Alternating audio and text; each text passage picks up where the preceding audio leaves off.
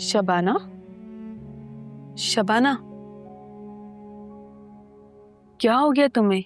इतने दिन से ऑफिस आ रही हो और आकर ही तुम कमरे में बंद हो जाती हो। इस तरह क्या तुम दुनिया को अवॉइड कर सकती हो? आजकल की दुनिया बहुत तेज है शबाना। आज ये किस्सा हुआ है, कल कुछ और होगा, लोग इन बातों को भूल जाएंगे।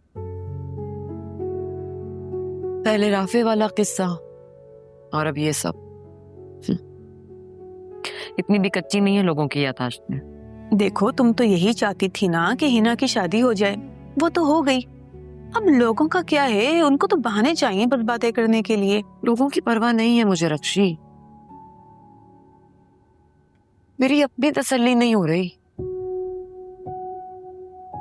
पता है, पिछली 2 रातों से मेरे जहन में बस वो मंजर घूम रहा है जब मेरी सालार से मंगनी हुई थी।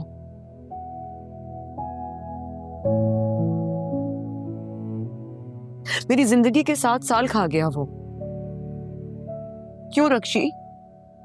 मुझे जवाब चाहिए इस बात का। क्या उसे गिल्ट हुआ? वो पछता रहा है?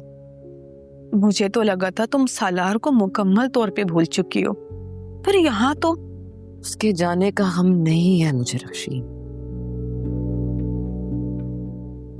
गुस्सा है।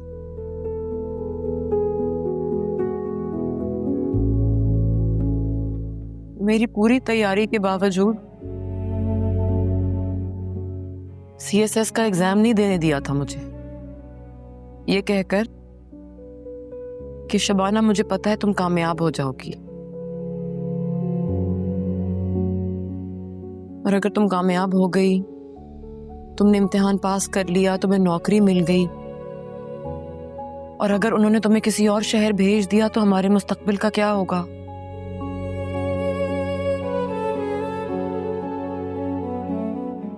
कितना लड़ी थी मैं उससे, लेकिन बस उस एक कमजोर लम्हे में मैं उसकी बातों में आ गई। उस बात का जवाब चाहिए मुझे। अब क्या फायदा शबाना इन बातों का? पीछे मुड़ के देखोगे तो तकलीफ ही होगी तुम्हें। कभी कभार आगे बढ़ने के लिए इंसान को माजी में छुपी हुई बातों का मुकाबला करना पड़ता है।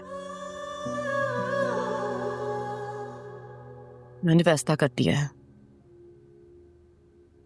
मैं जाऊंगी कराची सालार को ढूंढने। शबाना, क्या पागलों जैसी बातें कर रही हो? वो शहर ने एक अंधा कुआं है, अंधा, जो हम जैसे लोगों को निगल जाता है। निकलता है तो निकल जाए। अपनी तसल्ली के लिए अगर मुझे अंधे कुएं में मोटरसाइकिल चलानी पड़ी तो मैं चलाऊंगी रक्षी।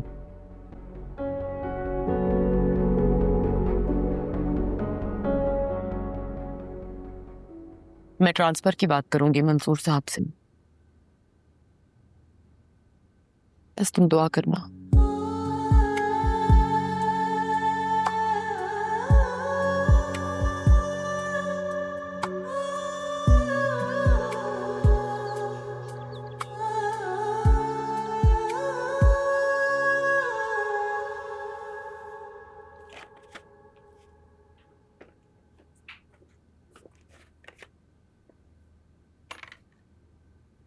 मन्नू, बताया क्यों नहीं? बिस्किट तो बिल्कुल बासी हो गए हैं।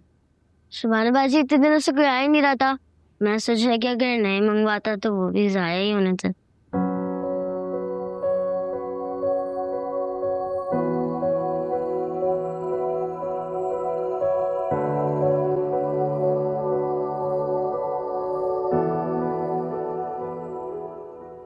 एक बात बताओगे मन्नू,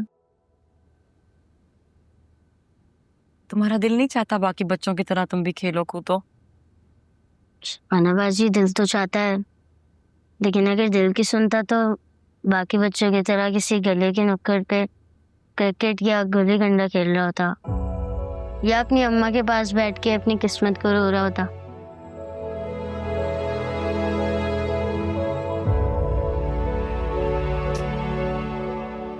रुको,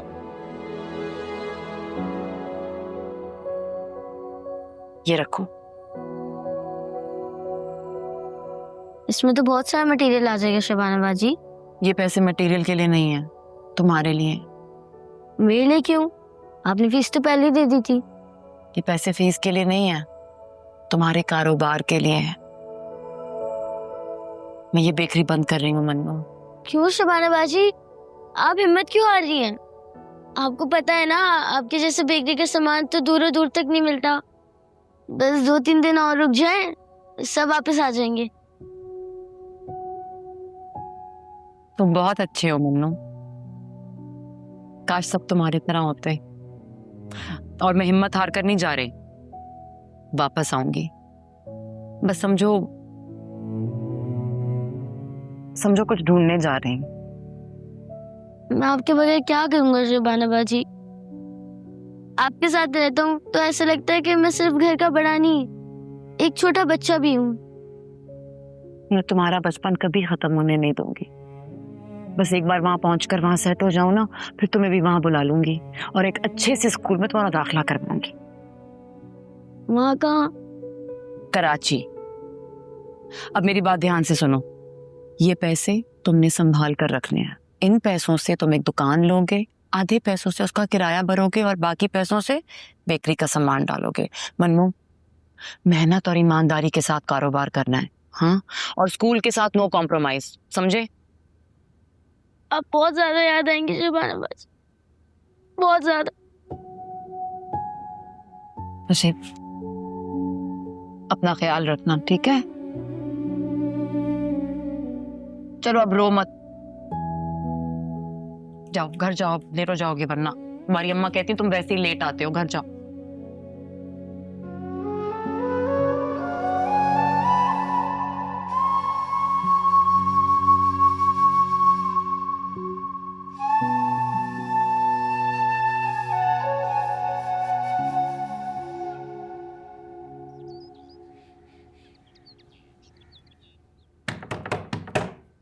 अम्मा दरवाजा खोल दे यार, मेरा कारोबार बंद करवाएंगी क्या?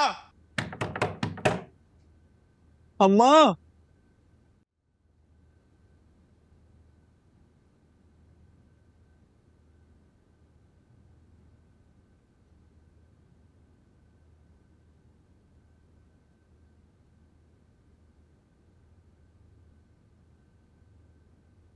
पता नहीं बेचारी शबाना के साथ में होगी, ये सब तो वैसे ही उसके पीछे पड़ गए। कुछ सोच बाबले।